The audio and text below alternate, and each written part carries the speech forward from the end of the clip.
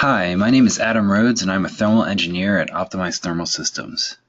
Today I will be giving a brief overview of how to use a map-based compressor model with the latest version of VapCyc.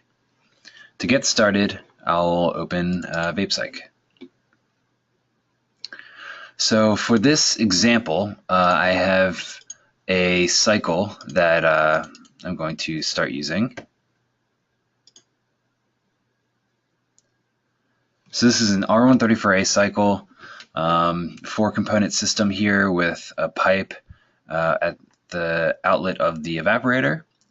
But today we're going to be focusing on the compressor model used in this system.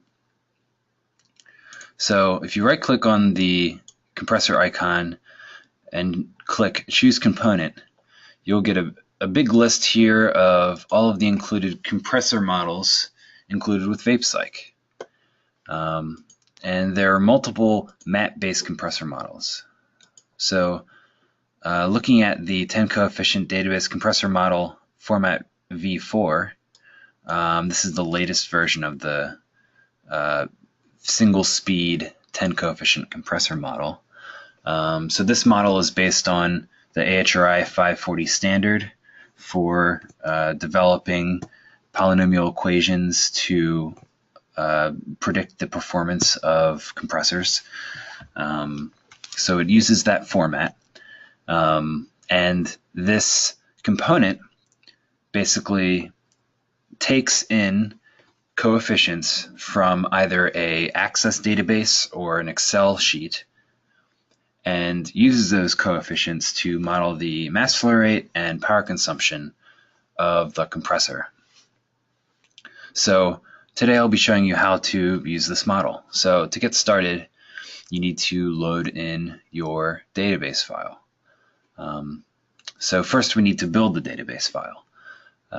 So I'll close this for now, and I'll switch over to Excel.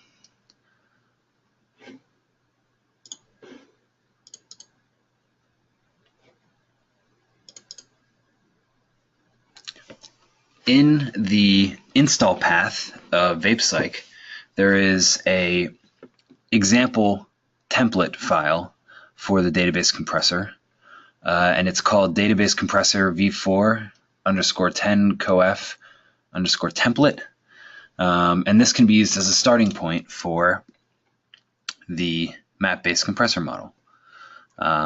So we can take a look at this.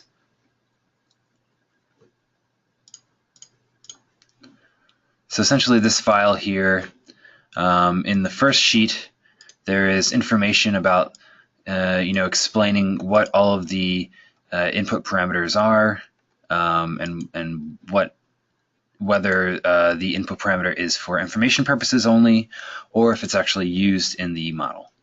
So you'll see that a lot of these inputs are for information purposes only. So we won't really need to focus on those today. But this is the main interface that you'll be working with when loading in a compressor model.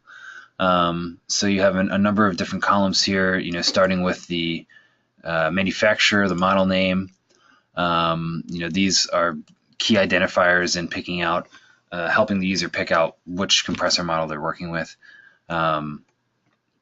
There's a key here, and this basically just gives each compressor model a unique value such that it can be differentiated by the software. And then there's also an input here for a performance sheet in case you have a specific PDF file of a spec sheet of a compressor that you want to reference to. And then there's some other inputs here as well. For this example, we're using fixed speed compressors. Since this is, these equations are developed for a single RPM, that's going to be the case for any compressor that you enter here. You can specify the application type for each compressor, and that allows you to filter in the model which compressors you're selecting from.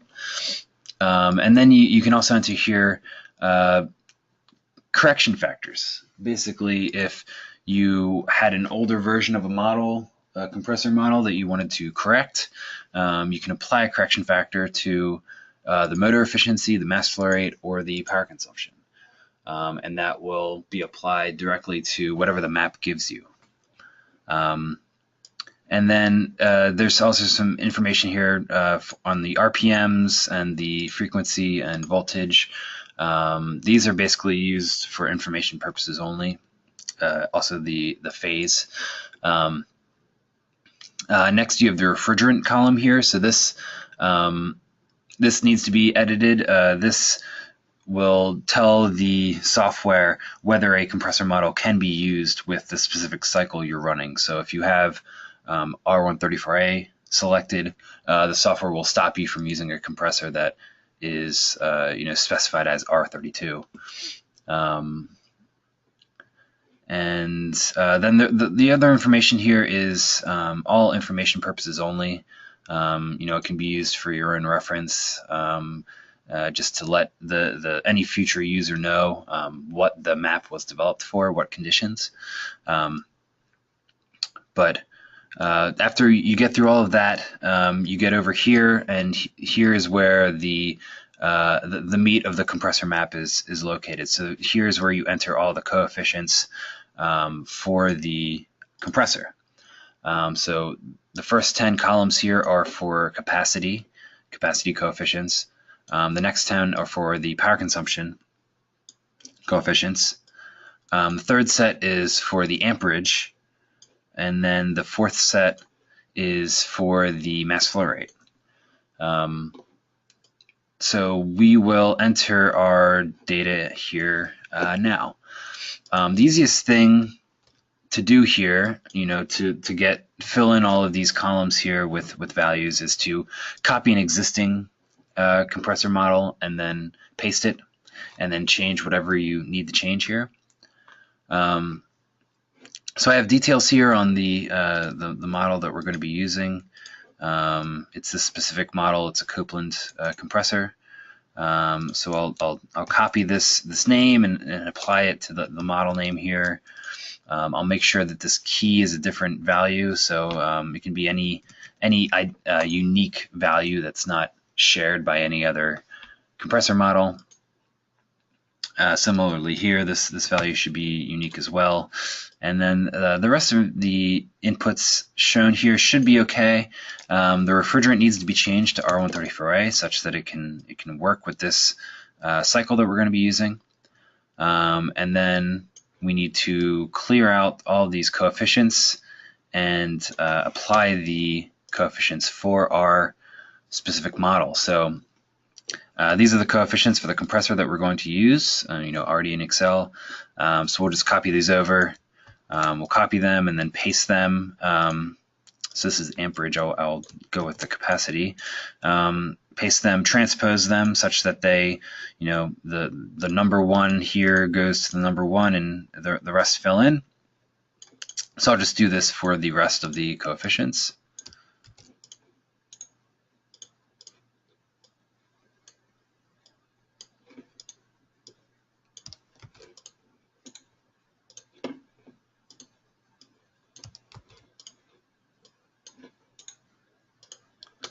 Okay, so all of the coefficients have been added for this compressor model. One other thing we should do is save this as a new file. So I'll save this as example1. Okay, so that compressor model has been entered to the Excel database. So now we can go back to our VapCyc model, and we can go back to the 10 coefficient database compressor model, version 4, and then we can browse for the database file that we just created, example1. And once you load it in, all of your compressor models that you have entered here will show up in this list. You can view all of the columns of the database here. And you select the compressor just by clicking on it. So the row that's highlighted here is basically the compressor that you've selected. So just going over the interface real quick here, you can do some filtering of these models. if you wanted to search for a specific compressor model number, you can search for that here. So just by typing in Z, the model that we entered comes up. You can filter by refrigerant. So if you know which refrigerant you're using and want to filter, you can pull up just the R134A compressors. You can also filter by application type. So that's the filtering. Down here you can again apply correction factors to the mass flow rate, motor efficiency, and power consumption. These are all set to 1 for now. You can also change the correction correlation. For the most part, it's okay to leave this as default. This basically applies a correction factor to the results of the equation based on the level of superheat that is happening in your cycle model. One other feature of this compressor model is you can quickly run a test of the coefficients. So this graph here of condensing temperature and evaporating temperature, if you click around on this graph, you'll select an evaporating temperature and a condensing temperature, and that's reflected here in these text boxes. And you can essentially test the performance of this model at these conditions. So when you click calculate, the mass flow rate and power consumption that is calculated from these coefficients is shown here. So it's a quick way to test that your map has been entered correctly and makes sense. So this looks okay. So we can make sure we select the new model that we entered and say OK. This is an example cycle, so the condenser and the evaporator and the cycle conditions have already been entered here. So this is ready to run, so you can just click run. The compressor map runs through and gives us results. So that's a quick rundown of how to enter the coefficients into a database compressor model. One other thing, a couple other things that I'd like to show in this video. With the latest version of VapCyc, there have been a couple additions to the list of map-based compressor models. One of those is the Compressor Rack. So the Compressor Rack model is essentially similar to the compressor map model version 4. However, this model allows you to simulate multiple compressors in parallel. So let's say you have a compressor rack in your system with multiple compressors. You can select a compressor model and run multiple compressors at the same time. So I'll show that off quickly as well. So again, for this we want to create a compressor model. So we'll use our existing model here, database model, and we'll add a new compressor model for this rack compressor. So I'll open up this second list of coefficients here. Again, I'll copy over my compressor model and I'll rename this 2. Make sure that these numbers are unique, so there's no overlap here, and everything else should be the same, and I just need to change these coefficients for this example. So I'll clear these out and copy them over for my example shown here. So start with capacity, copy those over, power consumption, copy those over, amperage, copy those over, and then mass flow rate.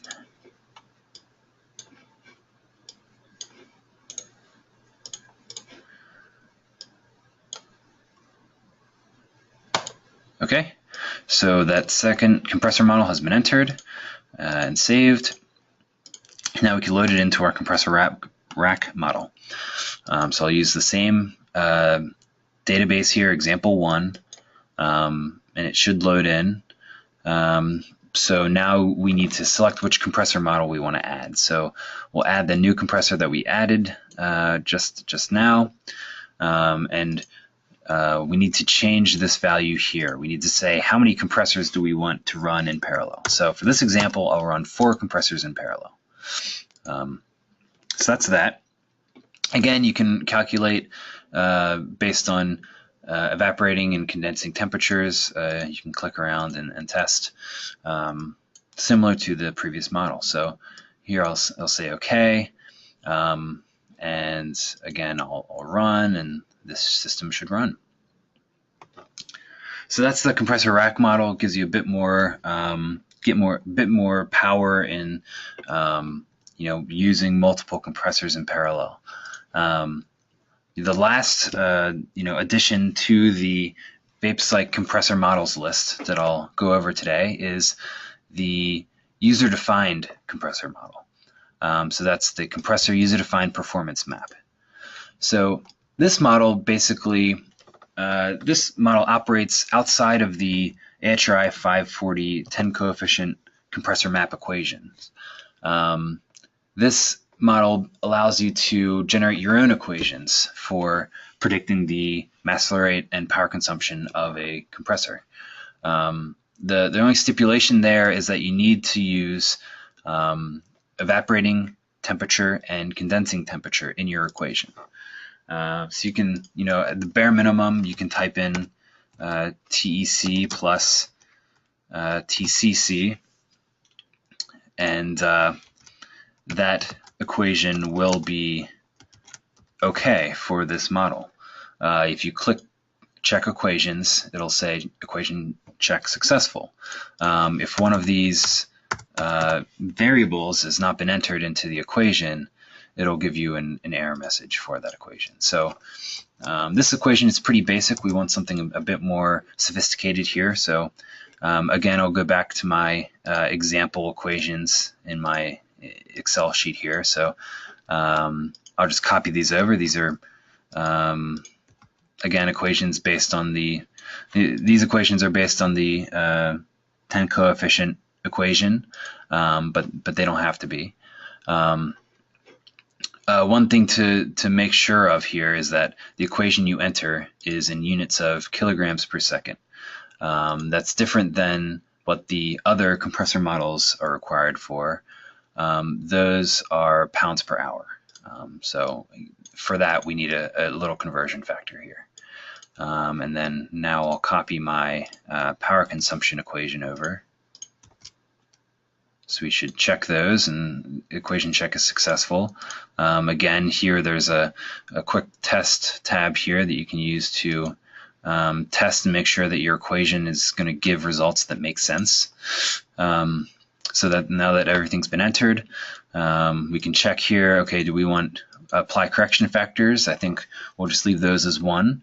And that's it. We can move forward with this equation. So again, we'll run this cycle, and the system runs. So just another way for you to model a compressor in VapCyc gives you a bit more flexibility in how to define your compressor model. So that's all I wanted to show today, just an overview of a couple different ways to model a compressor in VapCyc.